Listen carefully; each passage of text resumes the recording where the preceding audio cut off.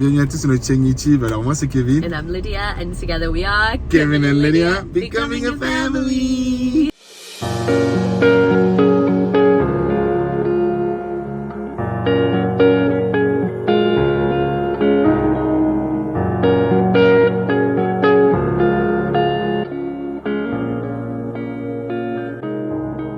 Everybody, welcome back to our channel. Today I wanted to speak about a topic that is definitely controversial and can raise a few I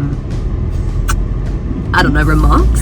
I wanted to talk about, in the Christian realm, I wanted to bring up that word submission and what that looks like in a Christian marriage, and even let's talk about dictatorship and leadership and how it all gets mixed up, and what we do in our marriage to follow what the Bible says and how we carry out submission and leadership in our marriage. But before we jump into the video, Kevin, what are you going to tell them to do? Pardon, on vous dit toujours ça toutes les vidéos. Likez, non, ça nous aide. Likez, ça manque tchic tchic tchic tchic. Partagez notre vidéo autour de vous, que ça nous aide énormément à grandir. Et abonnez-vous. Thank you. Alors Lydia, dis-lui, la place de l'homme c'est où? Non, la place de la femme c'est à la cuisine. Yeah, I kind of felt like this topic is always a touchy topic. That's the word I'm looking for, because I think so many people, well, the word submission has been very much abused. Yeah. Well, even not in the Christian realm, like just if it's like you need to submit to me because I don't know, it's just been abused. But if the Bible is very clear and says wives submit to your husbands, like it literally has a whole list of everything that the husband should do. The husband should love his wife as Christ has loved the church, should treat her all these ways, and it literally says just wives, respect your husbands and submit to your husbands. What does that mean? Ça veut dire quoi soumettre? Parce que souvent les gens, en fait, quand tu dis soumettre, ils ont l'impression que tu vois la femme elle dit rien, Yeah, l'homme bow dit down tout, at et your genre husband. l'homme He's l'écrase. your God. En fait, après, ça dépend aussi des cultures. Parce qu'il y a des cultures, il faut remettre aussi à la place, c'est qu'avant, la femme dans la société, elle n'avait pas cette place, elle travaillait pas, elle dépendait de son mari. Et quand il y a une gestion de pouvoir, quelqu'un a l'argent sur l'autre, ils aiment trop abuser. Mais Dieu, c'est pas ça en fait. Quand Dieu il a dit soumettez-vous, parce qu'en fait, moi, dans chaque équipe, chacun a un rôle. Vous voyez ou pas? C'est comme quand on est assis là, je suis le pilote, Lydia c'est la copilote. Ça veut pas dire que mon rôle est plus important que le rôle de Lydia. Moi je dis souvent que Lydia, il y a des domaines où elle est plus forte que moi, donc c'est elle qui va faire. Il y a des domaines où moi je suis plus fort qu'elle, c'est moi qui vais faire. Mais ça veut pas dire que c'est genre, c'est moi le boss. Non, chacun est boss dans son domaine en fait. I think if you understand truly the biblical principle and you know actually how freeing it is, there is a level that it can be abused, but if you're never going to abuse it, then your roles are both going to fit perfectly together. Exactly. And you're going to walk in harmony, which is the way that God intended it, which is why he said for the wives to submit to their husbands, and implied a sense of leadership to the man, the husband. Je vais dire quelque chose, ça va paraître un peu genre, je vais faire attention à ce que je dis parce qu'aujourd'hui, je sais que les gens se vexent facilement. Genre par exemple, il y a des domaines où je sais que parfois les femmes elles sont un peu plus émotionnelles, on va dire. Donc je sais qu'il y a des domaines genre où Lydia, parfois il y a ses émotions qui vont lui jouer des tours. Alors que moi parfois j'ai pas ce côté-là. En fait, quand on dit que l'homme c'est le chef, c'est que genre si jamais vous deux vous arrivez pas à décider, bah c'est genre toi qui es censé décider l'homme, tu vois, soi-disant. Mais nous on n'a jamais une situation où genre c'est en mode on décide, parce que c'est un travail d'équipe en fait. Quand on prend une décision c'est à deux. Oui. En fait tout ce qu'on fait c'est à deux. C'est pas la vie de l'un est plus fort que la vie de l'autre. Quand la Bible dit femme soumettez-vous à vos maris, moi je pense que c'est juste parce que tu vois chacun a besoin d'avoir un rôle. On fonctionne tous très bien avec des rôles. Que ce soit en entreprise, chacun a son rôle. Il y a l'assistante, il y a l'analyste, il y a ceci, il y a cela. Mais chacun travaille ensemble, vous voyez.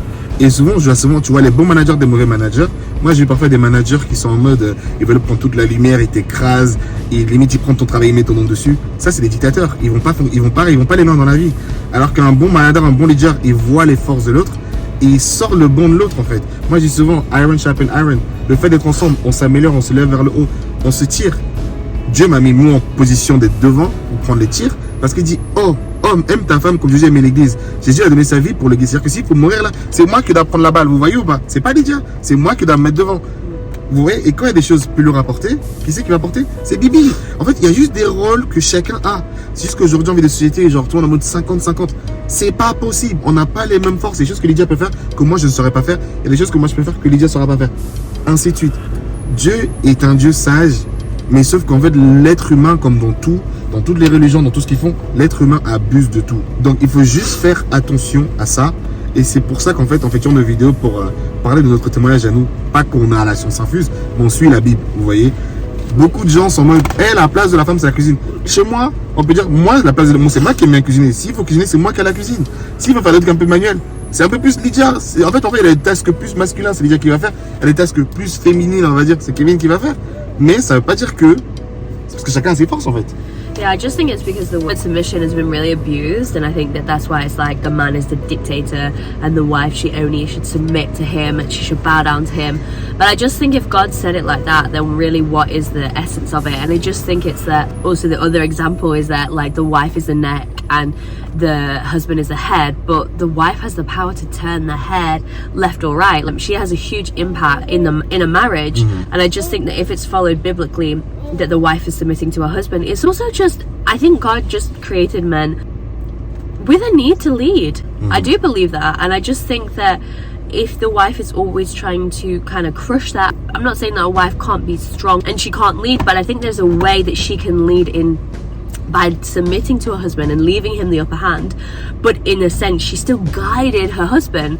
Like if the wife isn't there guiding her husband, like if we don't have our necks, if our necks are broken, then we can't support our head won't be able to see where we need to go. Quand j'entends parler, excuse-moi, I know people gonna be cringy, be like, that's crazy what you're saying, we live in 2023, how can you say that, Lydia, like feminism, like what, and you're raising daughters, it's just crazy. But that's why I'm saying that we follow the biblical principles. So if it says wife submit to your husband, but I want to restore that in the right sense, that it's not that Kevin walks all over me, it's not that I let him walk all over me, but I just think that that's why I said at the start, if we're respecting what God said and we're trying to follow what God said, he said that for a reason. I think we need that to be able to walk in harmony. And I think that when it says wives respect your husband, I think that's an inbuilt thing in a man for this desire for respect. Men go to war to earn respect. They go to potentially lose their life, to fight for a country, to see things that can never be unseen, to earn respect. So you like submitting? Well, first of all, what does submit to your husband look like? Sorry. I just wanted to say that I feel like that's the submission part goes hand in hand with as well as respecting your husband, because I think respect comes across as a broad spectrum in your marriage. So I think a way that you can respect your husband is by submitting to him. That's what I was trying to say. Okay, but like, what does submitting to your husband look like? And do you like submitting? Because sometimes j'ai entendu des gens qui disent souvent, oui, soumettre un homme qui sait pas où il va, il a pas de vision, ainsi de suite. Non, tu vois, c'est ce sentiment qu'il faut qu'il ait une direction, savoir où il va, donc c'est plus facile. Mais pour toi, c'est like, when the Bible says submit, what is it?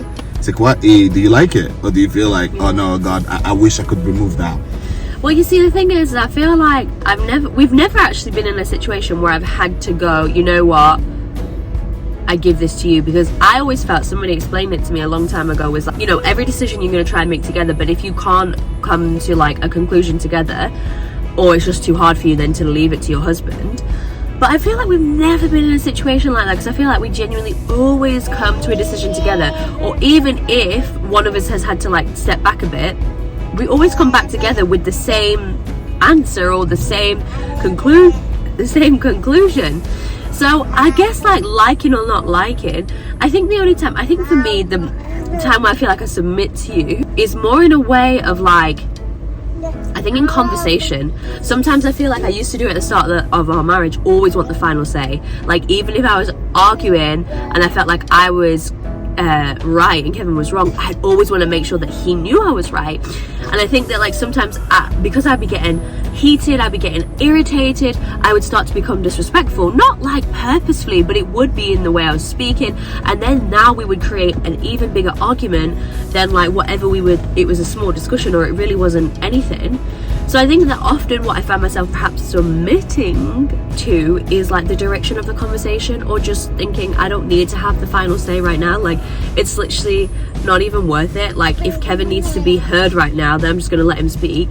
That's the only way I see myself day to day, maybe like submitting in the conversation. But I feel like it's not as well to my vision, because I feel like that's not really submission, that's more like being wise in a relationship, sometimes not knowing you're right. Because il y a des fois, moi aussi, je vais me taire parce que je sais que ça sert à rien de parler, on va créer une dispute, plus rien. Il y a un tonton que vous avez dit, le plus sage dans le couple, c'est celui qui se tait le premier. Parce que moi, je peux faire la même chose. Moi, j'aurais plus dit, parce que je sais que par exemple, quand je t'ai connu, toi, ta vie, tu voulais partir en Australie, faire ci. Toi, c'était jamais les États-Unis. T'as fait des trucs parce que t'étais soumise à ma vision. Parce que moi, j'avais ma carrière. C'est plus comme ça. Moi, c'est plus dans ces grandes choses-là que moi, je vois là. Okay, yeah. No, because I feel like sometimes I do find it hard because I feel like it's so natural for us.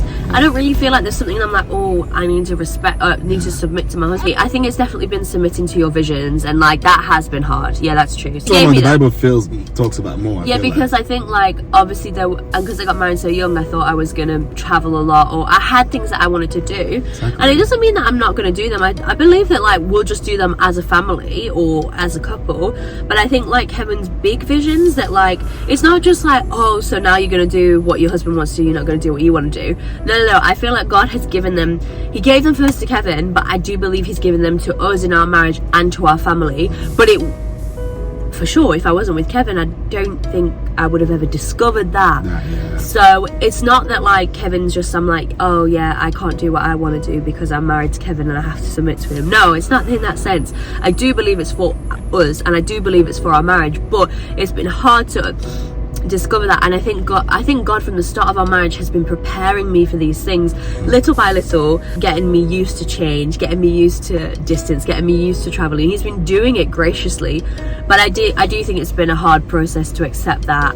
But I think if I was like, oh no, I don't want to submit to that, I don't want to accept that, I would also crush your dreams. Moi, je pense que devenir un, il y a des choses qui étaient en toi que tu ne savais pas, il y a des choses qui étaient en moi qui ne savaient pas, qui sont déclenchées dans le mariage. Quand tu deviens un, il y a des exemples que Dieu m'a donnés, mais qu'il avait déjà prévu pour Lydia, même des endroits, elle était d'aller dans ces endroits-là avant même qu'on se connaisse. C'est-à-dire que c'est juste que toi, tu n'avais pas encore la révélation, parce qu'on n'était pas encore mariés. Et c'est pour ça qu'en fait, parfois c'est compliqué, parce que je sais que ça aurait été compliqué. Je vois dans le couple où chacun a sa carrière. Une personne va aller habiter dans tel pays, toi tu habites dans tel pays, on va où? Et ça crée des conflits. Donc c'est pour ça que je remercie Dieu, je te remercie toi aussi déjà, d'être cette épouse vertueuse qui écoute Dieu en fait avant tout. Parce que moi, je peux me tromper, hein. Et il y a un homme qui disait, il y a un pasteur qui disait que avant de prendre n'importe quelle décision, consulte ta femme. Moi, je prends jamais de décision sans consulter ma femme. Des amitiés, dans les décisions pro, dans quoi que ce soit, je consulte toujours Lydia. Avant d'envoyer mon CV dans telle entreprise, dans tel pays, je consulte toujours Lydia. Parce qu'elle a un discernement. C'est une femme de Dieu. Donc c'est pour ça qu'en fait, moi j'ai cette grâce que tu sois entre guillemets plus jeune et t'étais pas encore loin dans ta carrière. Donc Dieu merci, ça a été compliqué, mais je t'ai dit quoi? T'as dit Seigneur, je pense que si tu m'as laissé ce mari-là, il y a une raison, il y a quelque chose pour moi là-dedans. Et t'as découvert que partout on allait, il y avait quelque chose pour toi. Par exemple, Lydia, son rêve, c'était pas d'habiter à Paris, c'était la France, mais jamais Paris. Si c'était pas pour moi, je pense que tu vivrais à Paris, tu vivrais peut-être à Lyon, elle vivrait dans d'autres villes de France. Mais ça montre que à Paris, Dieu t'a quand même donné quelque chose qui était pour toi. Yeah, but I feel like where we live now, I'm like, God, I feel like that's just so perfect. Like, I feel like since I left my mother and my father, or like, you know, I became one with my husband, like I left a sense of like that single Lydia, and we became one. And I see now how the place where we live is just, it's us, it's our one. Like, you couldn't be more perfect. Tu trouves ce que tu as pour toi. En fait, c'est ça. Quand tu deviens un, en fait, et que vous soumettez l'un à l'autre, c'est que moi aussi, je me soumets à Lydia. On se soumet tous les deux ensemble. Et en fait, chacun trouve son compte, en fait. Et souvent, les gens, ils pensent que quand toi, tu te soumets à ton mari, en fait, tu perds ton identité, tu perds qui tu es. Moi, je dis souvent, on a chacun notre plateforme, on crée une plateforme ensemble. Kevin et Lydia, c'est notre plateforme ensemble. Mais Lydia, elle a ses trucs à elle qu'elle va faire. Moi, j'ai mes trucs à moi, mais ensemble, on a notre ministère ensemble. Donc, c'est pour ça que c'est un honneur de soumettre à la vision de l'un et l'autre. Moi, j'aime servir Lydia. Elle aime me servir. On se sert mutuellement. Et donc, c'est pour ça qu'en fait, il faut le voir plus comme ça. Te soumettre à ton partenaire, c'est le servir, en fait. C'est servir la vision que Dieu lui a donnée. Je ne pourrais jamais faire ce que Dieu m'appelle à faire sans Lydia. Et pareil pour elle, elle ne pourra jamais faire ce que Dieu l'appelle à faire sans moi. On s'aide mutuellement. Et on sait que c'est pour ça qu'en fait, ça marche. If you obey that and respect that, then there's a harmony and there's a sense of union that will come from it. So that's a little bit how submission looks like in our marriage and what leadership looks like, not necessarily dictatorship. So I guess what I would ask you guys, especially the women out there, submission is something that triggers something inside of you. Does this word trigger something for you? Or would you say that in your marriage, or if you're not yet married, do you think you're going to be able to successfully flourish in this area of your marriage? Dites-nous en commentaire, ça nous intéresse. En tout cas, dites-nous aussi ce que vous pensez de la vidéo et soyez bénis. À bientôt. Thank you for watching. Bye.